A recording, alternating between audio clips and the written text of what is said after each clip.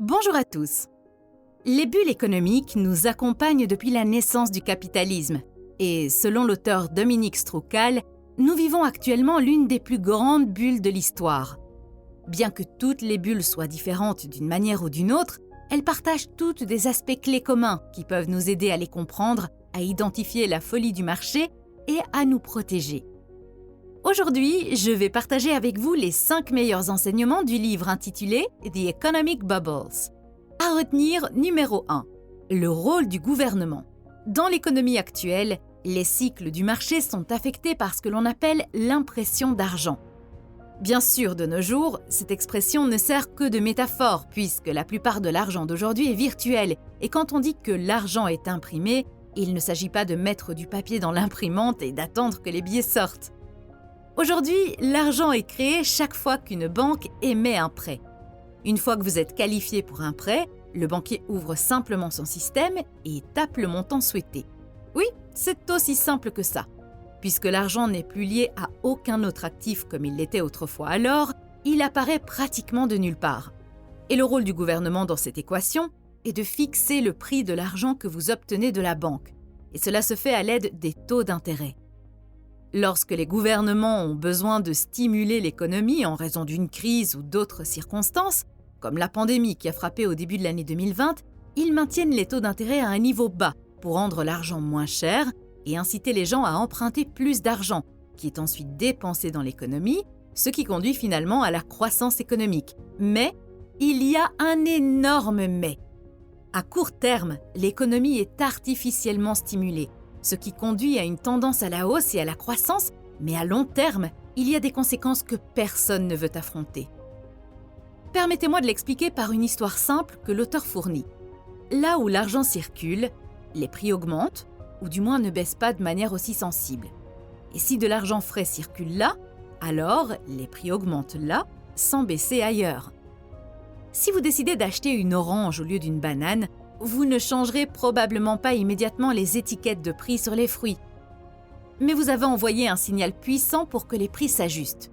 Si suffisamment de personnes font de même, le prix des bananes commencera à baisser et celui des oranges à augmenter. Les agriculteurs réfléchiront attentivement à ce qu'ils vont cultiver par la suite et il est probable que certains se mettront à cultiver des oranges au lieu des bananes. Cela peut prendre un certain temps et la production s'adaptera lentement. Mais, sur certains marchés, cela fonctionne presque immédiatement. Pour comprendre comment fonctionnent les bulles économiques, examinons cette situation lorsque l'impression d'argent entre en jeu. Lorsque nous imprimons de l'argent, les gens ont plus de ressources à dépenser. Ils envoient donc des signaux plus impactants au marché et la demande augmente. Lorsque la demande augmente, l'offre va de pair. Oui, sauf que rien n'est gratuit. L'argent a été créé artificiellement sous la forme de prêts bon marché ou simplement en le distribuant aux personnes dans le besoin. Puisque les gens ont obtenu cet argent supplémentaire pratiquement gratuitement, sans véritable échange de valeur, ils peuvent maintenant le dépenser et envoyer des signaux encore plus puissants aux étiquettes de prix et globalement à l'ensemble de l'économie.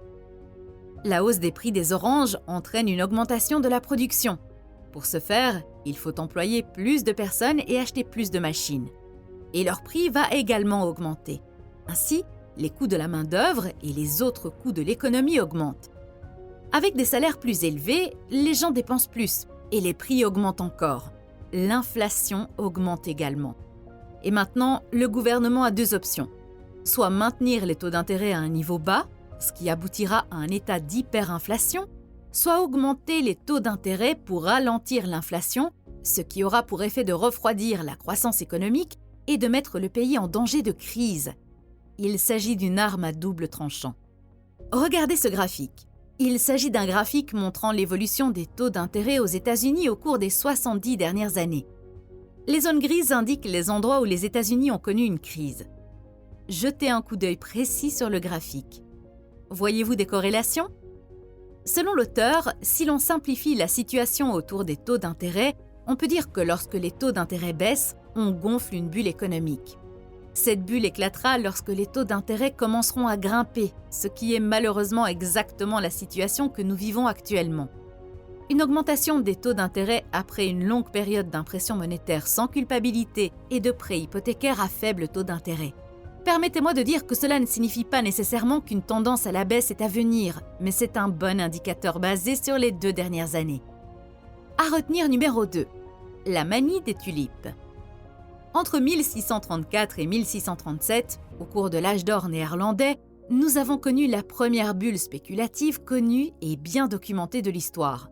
En un peu moins de 3 mois, durant cette période, les prix des tulipes a augmenté de près de 6000%. Pour mettre cela en perspective, si vous avez acheté des tulipes pour 100 $ en novembre 1636, vous seriez milliardaire en février de l'année suivante. Au sommet de la bulle, Viceroy, qui était une espèce spéciale de tulipe, était vendue au prix de 5 maisons moyennes à cette époque. Même si beaucoup de personnes et d'argent ont été impliquées dans cette bulle spéculative de tulipes, heureusement, elle n'a pas eu d'impact économique après avoir éclaté, plutôt que de simplement montrer le phénomène socio-économique et le comportement des gens. Bien que cette bulle de tulipes ait été assez facile à repérer selon l'auteur, la plupart des bulles sont assez difficiles à deviner, la majorité n'étant confirmée qu'après leur éclatement. Cependant, certains facteurs peuvent nous aider à nous décider. Par exemple, en 1999, un analyste immobilier a observé que chaque fois qu'un nouvel immeuble le plus haut du monde était construit ou mis en chantier, une crise survenait. La bulle éclate. Le Singer Building, lors de la panique de 1907, l'Empire State Building, avant la Grande Dépression qui a débuté en 1929, les Twin Towers, avant l'effondrement de 1973, et les Petronas Twin Towers de Malaisie lors de la crise asiatique de 1997. L'analyste était loin de se douter que la Burj Khalifa commencerait sa construction et ne la terminerait presque pas à cause de la crise financière de 2008. Et vous ne serez probablement pas heureux quand je vous dirai que la tour de Jeddah, haute d'1 kilomètre en Arabie Saoudite, est sur le point d'être achevée. À retenir, numéro 3, gonfler la bulle. Les bulles financières se forment lorsque les gens s'endettent trop. Et comment est-il possible que les gens fassent cela? Quelle est leur motivation? Hyman Minsky, un économiste américain qui a vécu dans la deuxième moitié du XXe siècle, a élaboré la théorie des bulles d'inflation. Selon lui, la raison de l'existence des bulles est l'accumulation de quantités déraisonnables de dettes. Il existe 3 types de débiteurs: les investisseurs, les spéculateurs et les joueurs. Ils varient en fonction de la part de la dette qu'ils peuvent couvrir avec le rendement de l'investissement pour lequel ils ont emprunté. Les investisseurs sont des emprunteurs modèles qui empruntent pour un investissement qui leur apporte suffisamment pour non seulement payer les intérêts de la dette, mais aussi pour s'en débarrasser progressivement. Les spéculateurs sont moins bien lotis. Ils empruntent sur un investissement qui leur apporte juste assez pour payer les intérêts par lesquels le principal, la valeur originale de ce qu'ils ont emprunté, est augmenté. Ils ne font donc pas faillite, mais ils continuent de repousser la dette devant eux sans perspective de remboursement. Le pire groupe est celui des joueurs. Ils sont incapables de rembourser ni les intérêts ni le principal. Ils empruntent simplement de l'argent pour l'investir et espèrent que le prix de ce qu'ils ont emprunté montera en flèche jusqu'à une valeur qui leur permettra de rembourser la dette et de gagner un peu d'argent par-dessus le marché. Laissez-moi vous donner un exemple simple sur l'immobilier. Disons que vous prenez une hypothèque sur une maison et que vous payez 1 000 $ par mois pour celle-ci.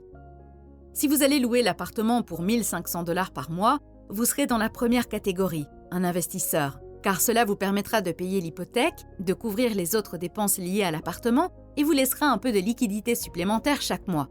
Mais si le même appartement ne générait que 500 $ par mois, cela suffirait à peine à couvrir les intérêts et vous seriez contraint de prolonger la période de remboursement. Vous supprimerez donc l'hypothèque devant vous pendant beaucoup plus longtemps et vous devrez très probablement compléter les paiements hypothécaires avec vos autres sources de revenus.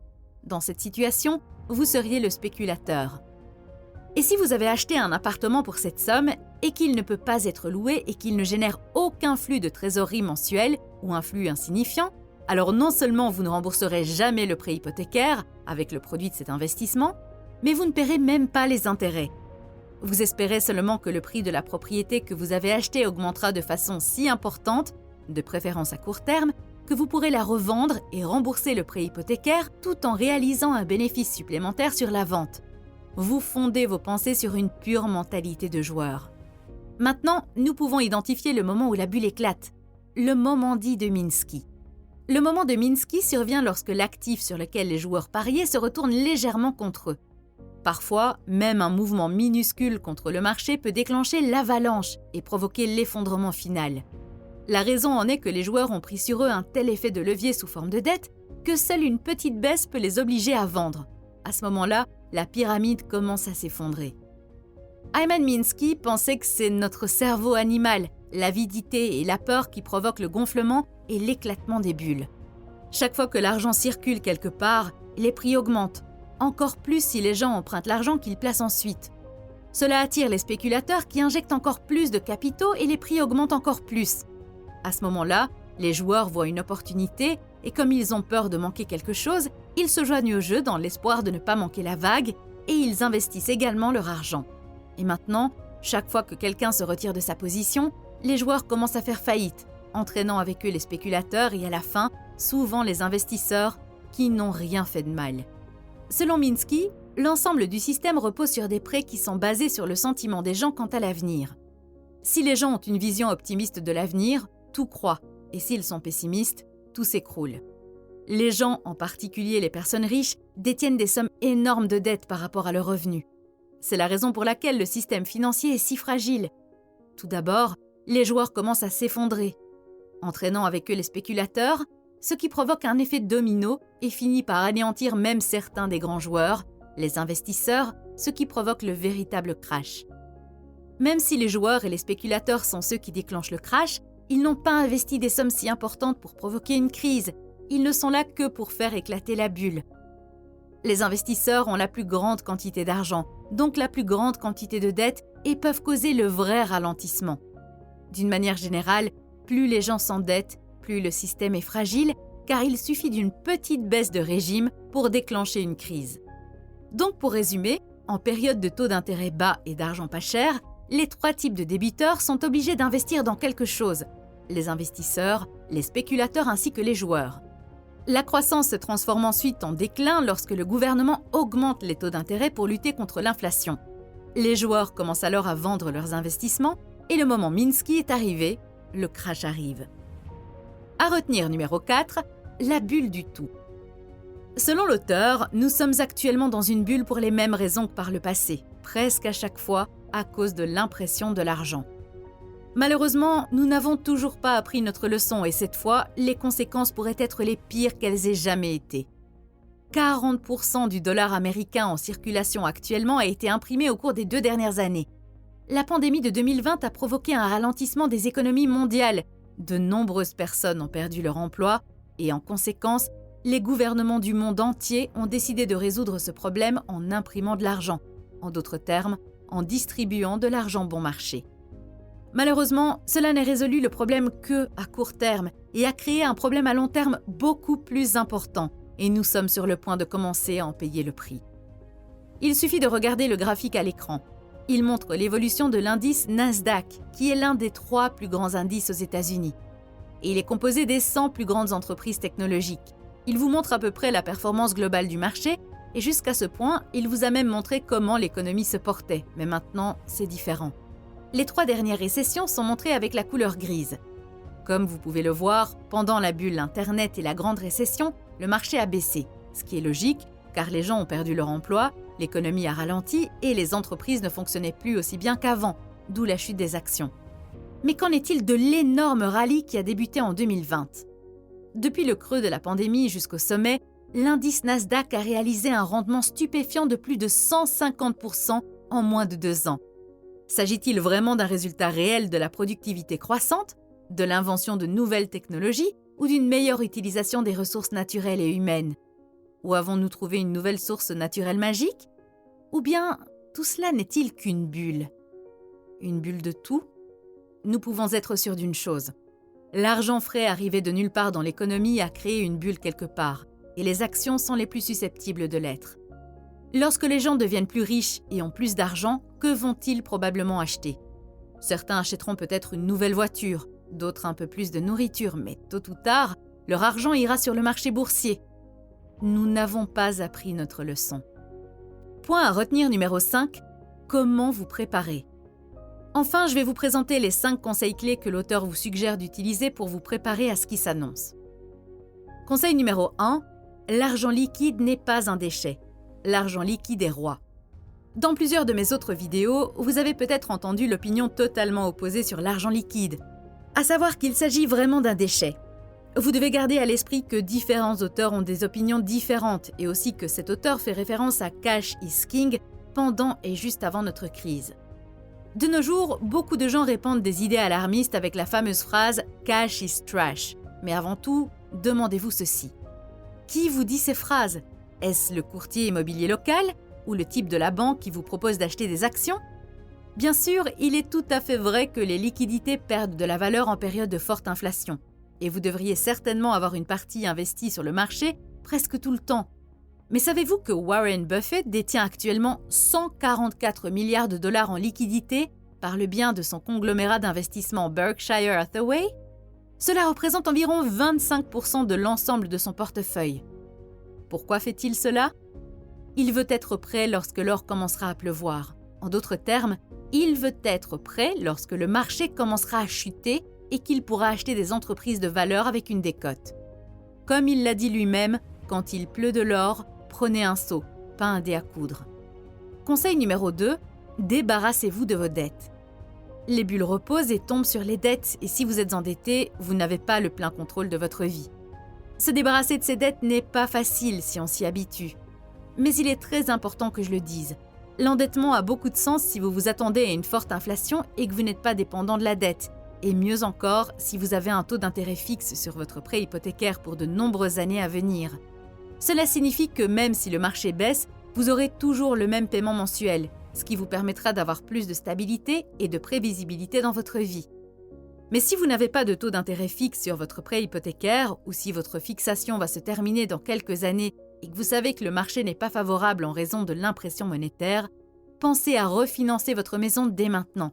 Cela vous permettra de bloquer un taux d'intérêt fixe décent sur votre prêt hypothécaire pour les 10 à 15 prochaines années, de sorte que vous n'aurez pas à vous inquiéter de la hausse des taux lorsque l'économie ne va pas bien, et vous obtiendrez également de l'argent supplémentaire grâce au refinancement de votre maison que vous pourrez utiliser lorsque l'or commencera à pleuvoir. Si vous ne refinancez pas votre prêt hypothécaire lorsque la conjoncture est bonne, vous risquez d'être confronté à des taux d'intérêt très élevés lorsque votre fixation prendra fin. Conseil numéro 3, vous n'avez pas besoin de posséder une maison à tout prix. Dans la plupart des pays européens, posséder une maison est l'une des plus grandes croyances de vie de la plupart des gens. En Roumanie, 95% des gens vivent dans leur propre maison et en République tchèque, plus de 80% le font également. À l'inverse, en Allemagne, la plupart des gens sont locataires plutôt que propriétaires. On croit souvent à tort que l'hypothèque est un investissement alors que la location est une consommation nette. Mais c'est une façon très simplifiée de voir les choses. Même la location peut être un investissement. Il est vrai que vous êtes plus flexible en louant et que vous pouvez facilement déménager lorsque la bulle éclate par exemple. C'est un investissement qui peut rapporter. Il est également statistiquement prouvé que les personnes qui vivent dans leur propre logement sont plus susceptibles d'être au chômage. Et l'une des raisons en est la plus grande flexibilité des personnes qui sont locataires plutôt que propriétaires. Le fait de devoir posséder une maison quelque part réduit vos possibilités sur le marché du travail, ce qui se traduit par moins d'options et une plus longue période sans emploi si vous en perdez un. Donc, globalement oui, il est logique et judicieux d'être propriétaire de l'endroit où vous vivez si vous en avez les moyens, mais il n'est pas non plus honteux de vivre en location, cela peut être un choix judicieux. Conseil numéro 4, or, argent et bitcoin. Dans quoi est-il judicieux d'investir ? Malheureusement, je ne peux pas vous donner de conseils financiers, je peux seulement vous dire ce que l'auteur recommande dans son livre et vous pouvez ensuite utiliser votre meilleur jugement à l'avenir. Au cours des 11 dernières récessions américaines, dans 6 d'entre elles, l'or a fini en profit et dans les 5 autres, il a fini en perte. Quand il s'agit de l'argent, c'est généralement l'inverse qui se produit. Pendant la crise, l'argent chute généralement. Ainsi, en comparaison, l'or semble mieux adapté à la préservation du capital pendant les périodes difficiles. Mais il y a un hic. Si les grands acteurs, tels que les banques et les autres institutions financières, fonds spéculatifs, etc., parient sur une hausse de l'or pendant la crise et s'attendent à des problèmes économiques dans un avenir proche, ils l'ont probablement déjà acheté, de sorte que la valeur de l'or augmentera probablement pendant les ralentissements inattendus. Il ne s'agit certainement pas d'un pari sûr. Personnellement, j'achète de l'or non pas comme un investissement, mais comme une réserve de valeur à long terme. Je le considère également comme une alternative aux autres monnaies. L'or était autrefois une monnaie, tout comme le dollar et l'euro, et je le considère toujours comme une monnaie. Comme il est assez liquide et que je peux le convertir dans n'importe quelle devise, je me sens à l'aise de le détenir comme une alternative à l'argent liquide. Je l'achète à la fois en ligne et je le stocke à l'extérieur du pays, mais je l'achète aussi localement et je le détiens physiquement. En ligne, je l'achète par l'intermédiaire d'une société suisse réputée dans le monde entier, Gold Avenue. L'expédition est assez facile en Europe, mais en dehors de l'Europe, cela peut être un peu plus difficile. J'utilise personnellement cette société parce que je veux stocker certains de mes métaux précieux en dehors du pays et aussi pour pouvoir les vendre rapidement. Cette société offre d'excellentes options de stockage et une vente instantanée si nécessaire. Je vais mettre un lien vers le site web de la société dans la description de la vidéo au cas où vous seriez intéressé. Pour être transparent, ce lien est un lien d'affiliation et si vous décidez d'acheter des métaux précieux à travers mon lien, je recevrai une petite commission qui m'aidera à faire fonctionner cette chaîne pendant de nombreuses années. Merci. J'ai volontairement inclus le Bitcoin dans la même catégorie que les deux métaux précieux. Même s'il est numérique, il leur ressemble dans le sens où il n'est pas non plus un actif qui produit quelque chose. Il est simplement là pour être utilisé comme une réserve potentielle de richesse. L'or, l'argent et le Bitcoin s'opposent un peu au système. Ils servent d'alternative. Donc plus le monde de l'argent se porte mal, plus il se porte bien.